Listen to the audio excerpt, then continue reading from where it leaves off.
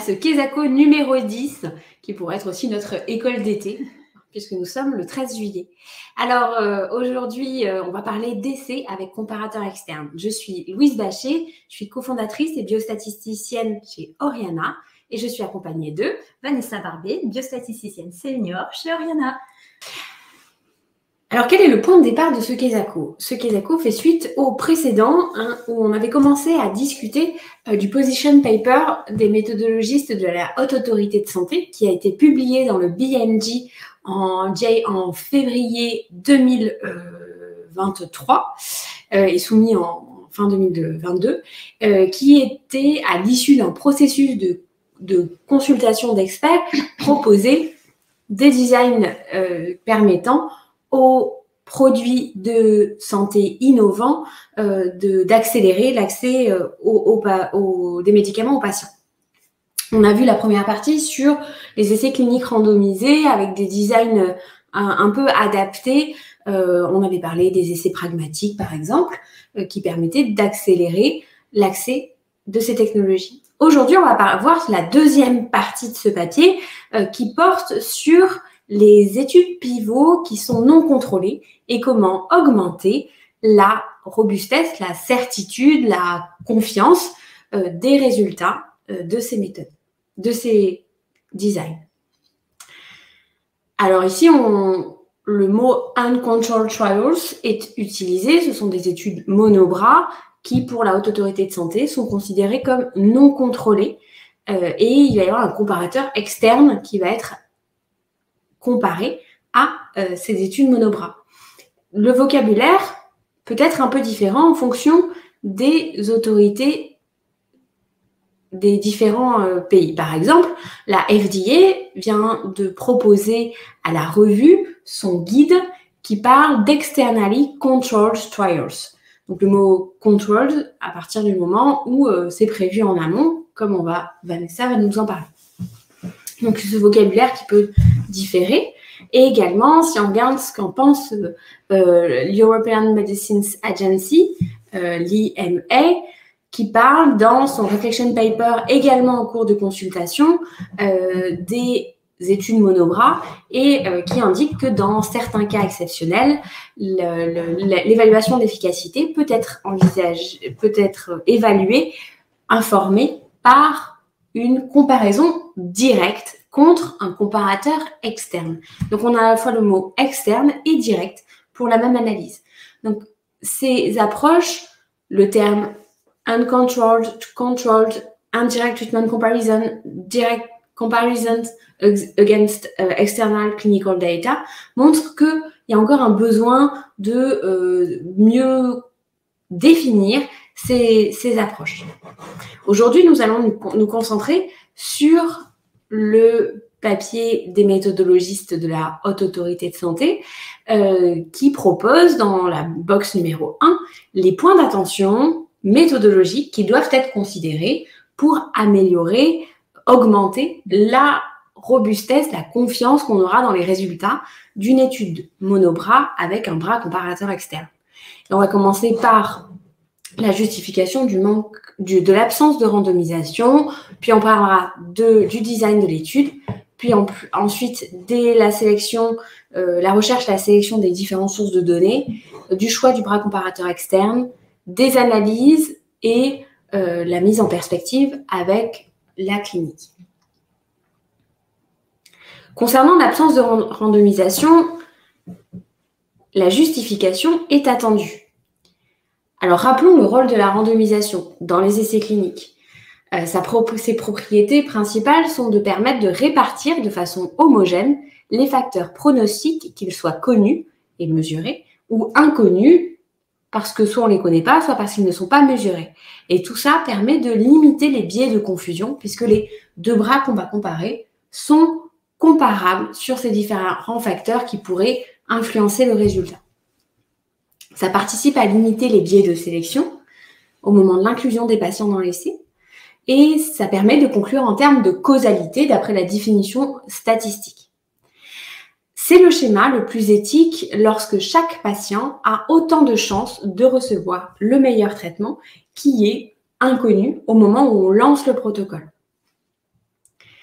c'est le schéma d'étude qui apporte le plus haut niveau de preuve scientifique dans l'évaluation et la comparaison de l'efficacité de la tolérance des traitements. C'est donc pour ça que c'est considéré comme le gold standard dans l'évaluation des technologies de santé. Cependant, parfois, c'est impossible. Dans quelle situation un essai clinique randomisé n'est-il pas réalisable? Alors, la justification la plus souvent avancée, ça va être un conflit entre l'éthique individuelle, donc le médecin qui veut donner à son patient le meilleur traitement pour lui, et l'éthique collective, quand l'éthique collective, ce serait d'avoir des médicaments qui sont évalués avec la plus grande robustesse pour qu'ils puissent bénéficier au plus grand nombre avec le plus d'informations possible. Et ça c'est le cas, ce conflit entre l'éthique individuelle et l'éthique collective existe quand il n'y a pas de traitement autre que le best supportive care, c'est-à-dire que le besoin médical n'est pas complètement couvert. Alors, dans le papier publié dans le BMJ 2023, il est indiqué que il y a quand même des essais, même dans ces situations, il y a quand même des essais cliniques randomisés qui sont menés, même pour des maladies rares, en cas de petits échantillons, même versus placebo, quand il n'y a pas d'autres traitements disponibles, à partir du moment où le principe d'équipoise est bien réel et clairement explicité. Donc, le principe d'équipoise, c'est ce qu'on s'est dit juste avant, c'est-à-dire qu'au moment où on lance le protocole, on lance l'étude, on ne sait pas quel est le meilleur traitement. Donc, on veut donner au patient le meilleur et on ne sait pas lequel c'est le meilleur.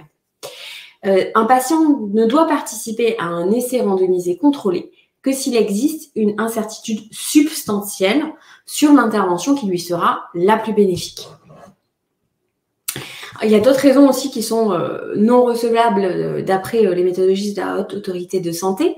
C'est lorsqu'on souhaite répondre urgemment à une maladie émergente, on l'a bien vu avec la pandémie de Covid-19, qu'on a besoin d'essais cliniques randomisés pour évaluer les traitements, les vaccins, et s'assurer qu'ils sont vraiment efficaces et bien tolérés dans ces situations de maladies émergentes, lorsqu'on peut le faire, et le fait qu'il y ait une justification physiopathologique solide ne suffit pas non plus. Donc, même si on sait que le mécanisme d'action du médicament est démontré par des surrogates, donc des critères d'évaluation intermédiaires, qu'on a pu voir selon les différentes phases de développement que le médicament marche d'après son mécanisme d'action, ça ne suffit pas. Il faut quand même un essai clinique randomisé. Il y a plein de raisons pour lesquelles l'essai clinique randomisé ne serait pas réalisable. Cependant, la Haute Autorité de Santé n'est pas en mesure de définir une liste de ces conditions où l'absence de randomisation serait vraiment acceptable. Donc, la situation doit être vraiment considérée au cas par cas et il y a des situations exceptionnelles pour lesquelles, effectivement, un essai clinique randomisé n'est pas faisable, n'est pas raisonnable ou n'est pas éthique. On peut faire un petit retour sur qu'est-ce qui s'est passé sur les bras comparateurs externes dans les soumissions, par exemple à la FDA récemment. Et donc, ce papier de 2021 faisait le point sur quelles étaient les justifications les plus persuasives de l'utilisation d'un bras comparateur externe selon le précédent guide de la FDA, qui était de 2010, me semble-t-il, il faudrait que je vérifie, ou l'ICH-E10 également, qui présentait le choix du comparateur et qui est d'après les ICH de l'IMA.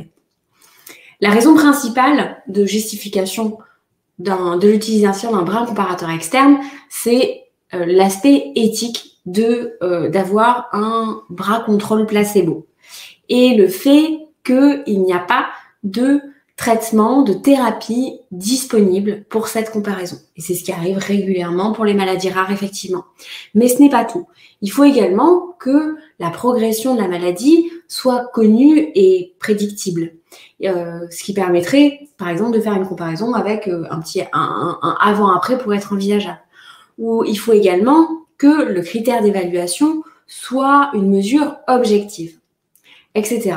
Un certain nombre de points sur lesquels plus on est dans ces situations-là, plus il est recevable où l'utilisation d'un bras comparateur externe peut être particulièrement pertinent. Le deuxième point d'attention donc du papier de la Haute Autorité de Santé, c'est le schéma de l'étude.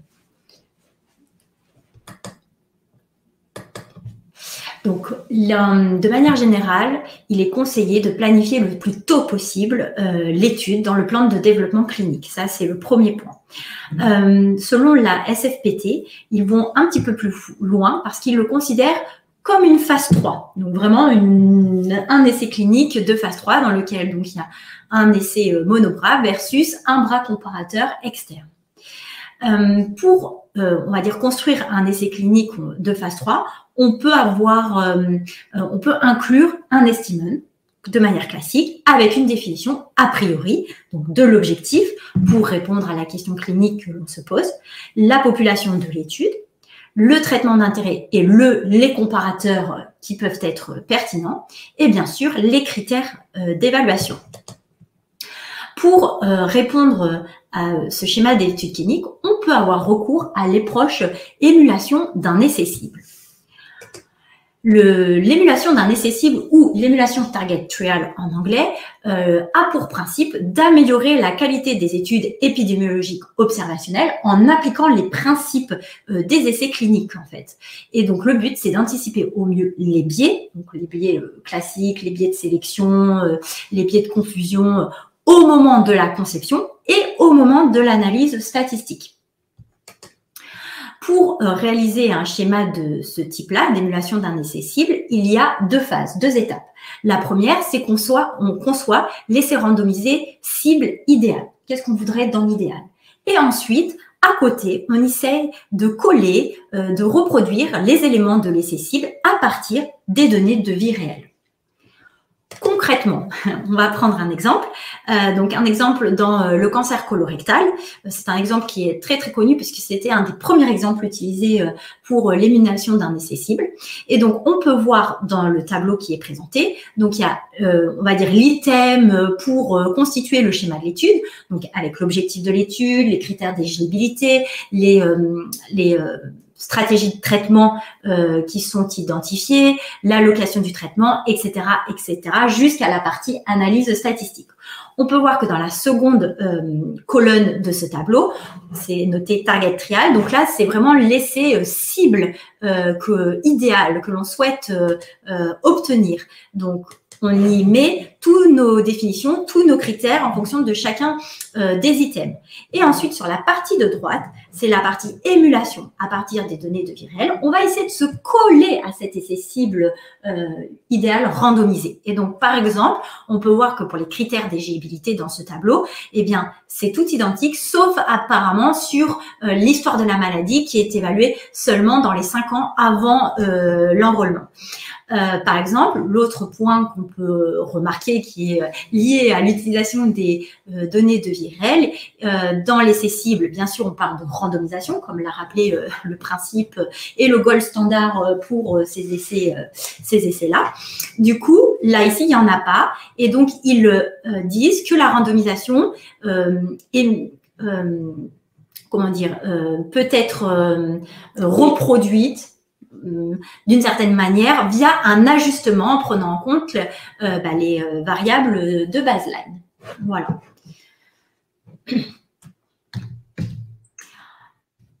Du coup, là, c'était pour le choix de l'étude. C'est intéressant parce que on l'a vu, c'était pour des données observationnelles et finalement, ce principe d'émuler un essai clinique à partir des données de vie réelle, on peut se dire, on peut l'appliquer aussi dans l'émulation d'un bras comparateur externe à partir d'une étude monobras.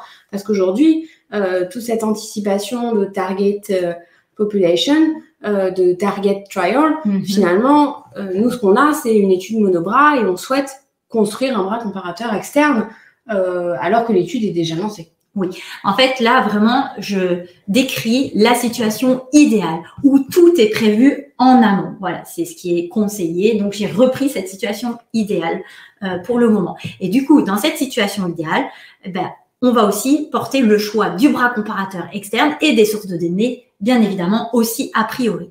Donc, pour le choix du bras comparateur externe, Du coup, l'idée, c'est d'être le plus exhaustif possible dans cette démarche de recherche et de choix.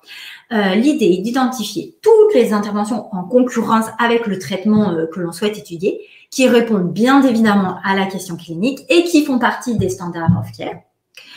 Ensuite, il faut définir a priori ce groupe contrôle externe lors de la conception de l'étude, comme on a pu le voir avec la définition de l'estimand dans le protocole. Mais aussi, ce qu'on peut faire, c'est prévoir des analyses de sensibilité sur les autres groupes de contrôle qui auraient pu être choisis, dans le protocole.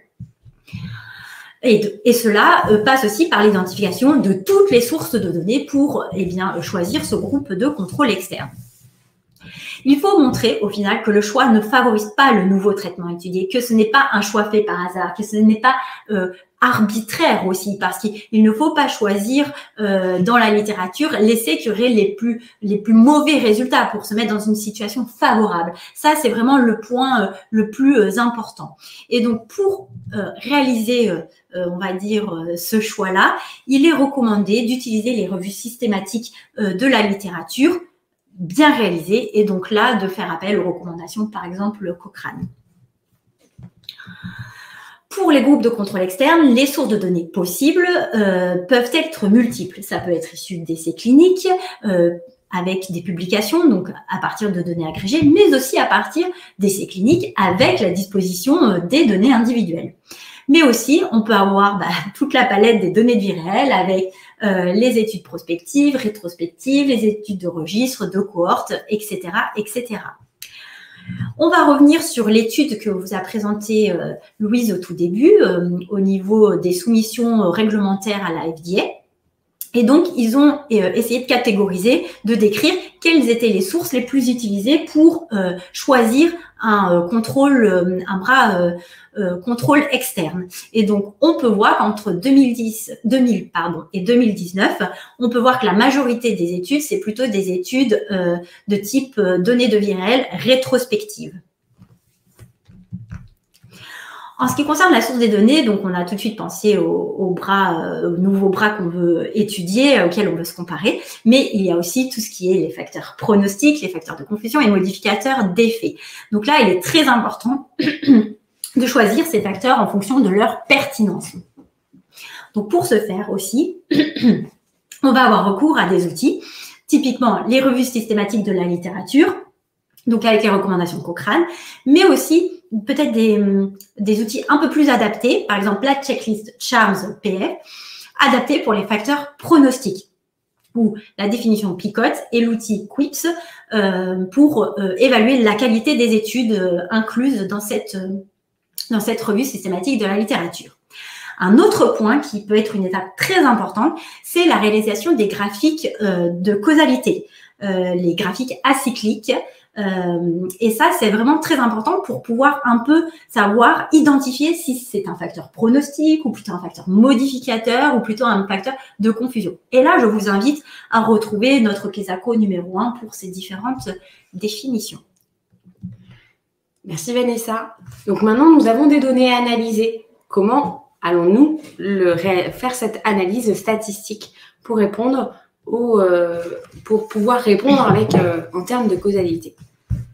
Alors, en termes de considération générale, le mieux est comme toujours de planifier a priori dans un protocole et également de rédiger un plan d'analyse statistique, un PAS ou SAP en anglais. Lorsqu'on dispose des données individuelles, la qualité de l'analyse statistique pourra probablement être meilleure puisque ça permettra de mieux ajuster et prendre en compte les différents facteurs, de réanalyser les données si besoin, d'appliquer les mêmes critères d'exclusion, inclusion, etc. plus précisément que si on ne dispose que des données agrégées qui présentent aussi des solutions qui donc sont un peu plus limitées. Comment prendre en compte ces différents facteurs de confusion et modificateurs dans l'analyse? Alors, je présente quelques exemples quand on a à disposition les données individuelles. La méthode la plus classique, c'est l'utilisation d'un score de propension. Et pour ça, je vous recommande de revoir notre Quesaco numéro 2. Il existe d'autres méthodes qui pour l'instant ont été très peu utilisées dans les dossiers, mais qui pourraient probablement être de plus en plus utilisées avec la quantité de données et les approches qui progressent également. C'est la G-computation, la doubly robuste, ou on peut même imaginer du machine learning pour ajuster au mieux, prendre en compte au mieux ces facteurs de confusion. On peut aussi considérer toute la question du trimming qui consiste à enlever certains patients de l'analyse parce qu'ils sont trop extrêmes. Et dans le papier donc du BMJ, il y a quelques précautions particulières supplémentaires dans ces situations-là pour s'assurer que la population reste quand même la population d'intérêt pour l'étude. Alors, on va prendre un petit exemple. C'est du recyclage. C'est un exemple qu'on avait déjà utilisé dans le KESACO numéro 4. L'étude L-MIND a évalué le tafasitamab plus l'énalidomide, qui a été ensuite suivi avec le TAFA en monothérapie. Et c'était une étude de phase 2 monocentrique. Et dans le dossier de soumission pour la demande de remboursement pour ces patients ayant un lymphome diffus à grande cellule B en rechute ou réfractaire, qui ne sont pas éligibles à une autogreffe de cellules souches hématopoïétiques, il était nécessaire d'évaluer le bénéfice de ce traitement par rapport à l'énalidomide en monothérapie tout le long. Donc, il y a un papier, donc le Zinzani et al. 2021, et dans cette comparaison entre cet essai phase 2 prospectif monobras versus une cohorte observationnelle rétrospective construite expressément pour réaliser ce bras comparateur externe, pour lesquels on a appliqué les mêmes critères d'éligibilité pour les deux groupes prospectifs et le bras historique rétrospectif en monothérapie. C'est un score de propension qui a été utilisé, qui a été estimé avec une régression logistique. Il y a plusieurs techniques pour utiliser un score de propension. Il y a la stratification, l'ajustement, l'appariement ou la pondération. Les auteurs ont privilégié l'approche par appariement 1-1 avec un contrôle pour un traité, en choisissant le contrôle qui a le plus proche voisin en termes de score de propension. La population d'analyse, l'estimande, c'est ATT, Average Treatment Undertreated, à savoir qu'on va construire un bras comparateur externe qui va avoir les mêmes caractéristiques moyennes que les patients du bras traité. Donc, c'est ce qu'on peut observer ici dans ce diagramme, ce flowchart, où après les différents critères d'exclusion et également la disponibilité des données pour l'appariement, l'étude TAFA plus LEN, donc c'est l'étude L-MIND, 76 patients traités étaient considérés et il a été sélectionné 76 patients plus proches voisins pour l'appariement dans la cohorte REMIND. Ces méthodes sont parfois sujettes à des questionnements sur quelle est leur pertinence, leur robustesse. C'est pour ça qu'il est important de prévoir des analyses de sensibilité avec, par exemple, un appariement avec l'utilisation de calipers qui permet de s'assurer une distance minimale entre chaque paire, l'imputation multiple pour inclure les patients avec données manquantes, l'inclusion d'un autre facteur dans le score de propension qui était l'ECOG, et l'utilisation de la pondération plutôt que de l'appariement ou la méthode doubly robuste. De réaliser ces analyses de sensibilité permet de vérifier que les résultats ne dépendent pas de la méthode qui a été privilégiée en analyse principale et donc que les résultats sont robustes. C'est ce qu'on peut voir ici avec ce forest plot. Il reste quand même des points à vérifier, même si on a fait des analyses de sensibilité, c'est que toutes ces méthodes se basent sur l'hypothèse d'exhaustivité des facteurs de confusion pris en compte. Et ça, ce n'est pas vérifiable. On ne peut jamais être sûr à 100% qu'on aura bien pris en compte tous les facteurs connus ou inconnus, comme le fait la randomisation, puisque par principe, ils seront inconnus. Il peut donc rester un biais de confusion résiduel potentiel, un ou plusieurs. Et il y a des méthodes statistiques qui permettent d'évaluer la robustesse des résultats à ces potentiels biais de facteurs de confusion résiduelle.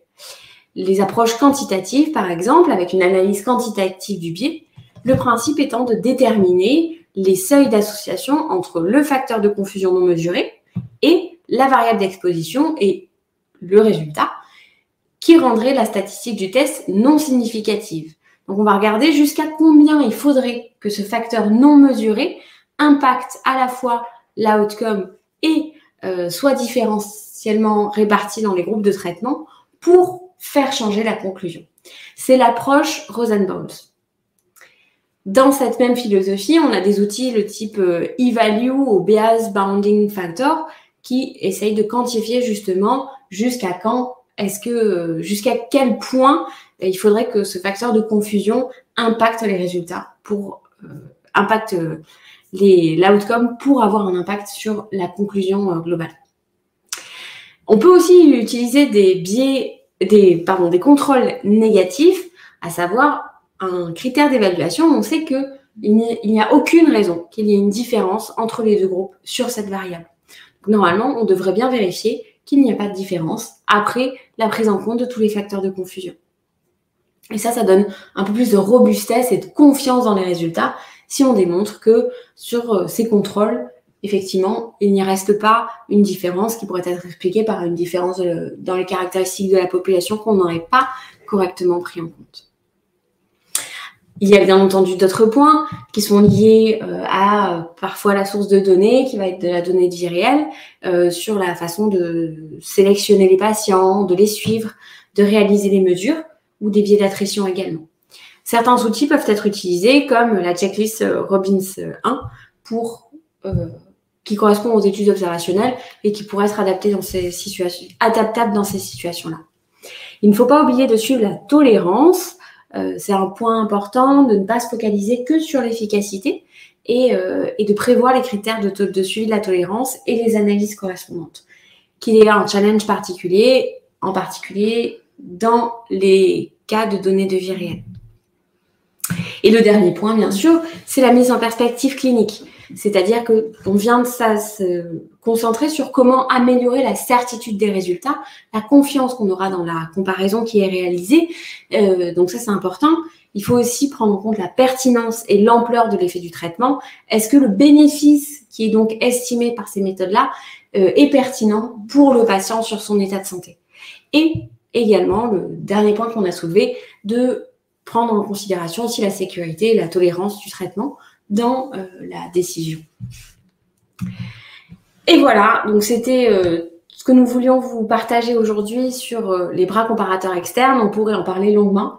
On va essayer de vous faire un petit résumé. Donc, qu'est-ce que c'est les bras comparateurs externes, qu'on appelle aussi parfois bras contrôle synthétique? C'est un bras contrôle qui est dérivé de sources de données externes, comme par exemple des données publiées ou des études cliniques précédentes.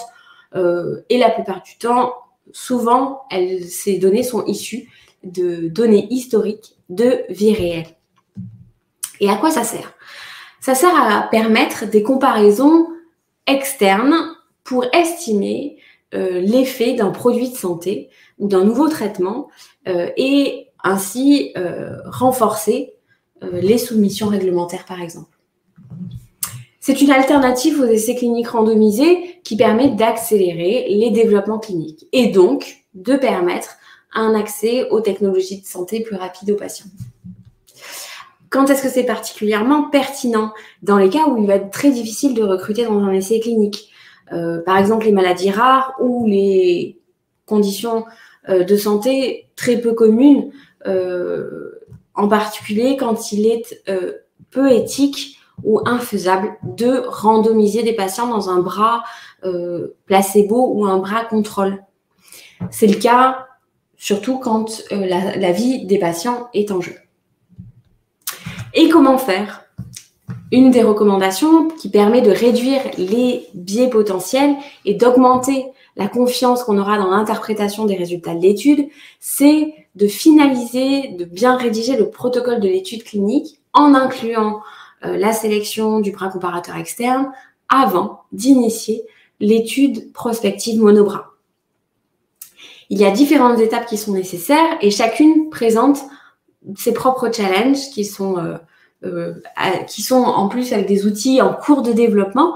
Donc le premier point, c'est de bien anticiper cette comparaison externe au moment du design de la phase 2 ou de la phase 3.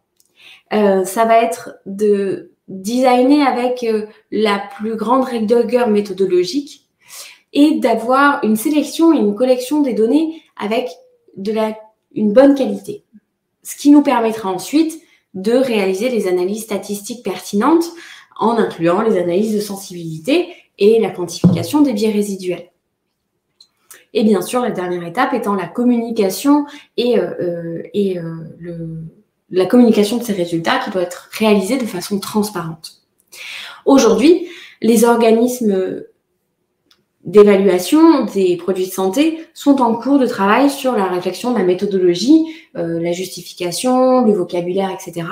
Donc, ce sont des choses qui se font évoluer très probablement dans le temps et qui soulèvent énormément de questions et donc beaucoup de points encore à soulever. On vous remercie beaucoup de votre attention. On espère qu'on a répondu un peu à vos questions. On vous présente quelques références non exhaustives et on est disponible pour vos questions. On n'a pas de questions, mais peut-être qu'on peut rebondir sur certains points, Louise. Moi, par exemple, parce que depuis le début, donc on a un peu raconté la situation idéale, que tout doit être prévu en amont. Du coup, dans cette situation idéale, cela voudrait-il dire aussi qu'il faut prévoir un calcul de nombre de sujets nécessaires pour ce type d'études? Eh bien, en théorie, bien sûr, oui. On devrait prévoir le calcul de taille d'échantillon et le nombre de patients à inclure. Donc, il faut faire des hypothèses et des simplifications. Et il y a peut-être un peu de travail de recherche méthodologique et statistique à faire pour s'assurer que toute cette anticipation soit réalisée correctement. Mais en théorie, oui, on doit prévoir le nombre de patients qui sera inclus, ou au moins la précision qu'on aura avec le nombre de patients prévus en fonction, par exemple, de la faisabilité de recrutement. Merci. Eh bien, si vous n'avez pas d'autres questions, ou si vous les avez plus tard, n'hésitez pas à nous contacter pour qu'on en discute.